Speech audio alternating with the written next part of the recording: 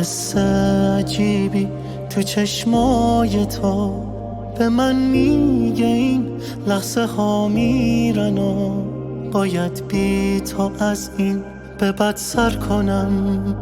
نباید دیگه دل ببندم به تو. یه حس عجیبی تو چشمای تو داره زندگی منو میکشه. ببین حس و حالم چقدر تلخه و ببین حال و روزم چقدر ناخوشه.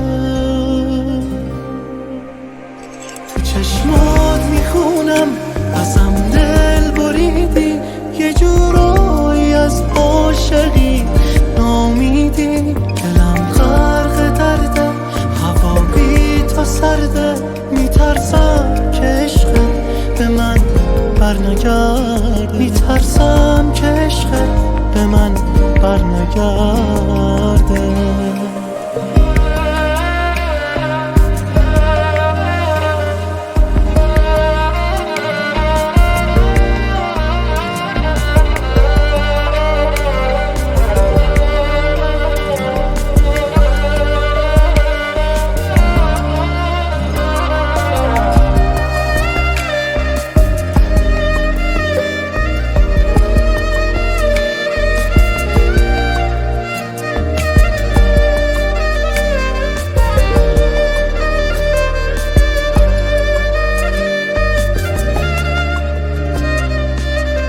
خدایا چه روزای دلگیریه، چرا باید اینجوری داغون بشم؟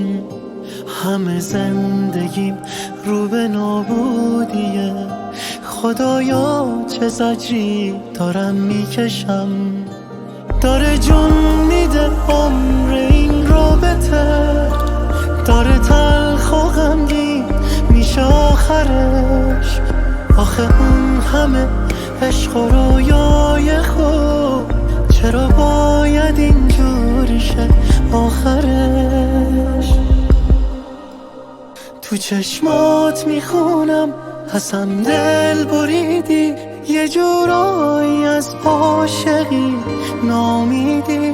دلم غرق درده، هوا بی تو سرده، میترسم که عشقت به من برنگرد. میترسم که عشقت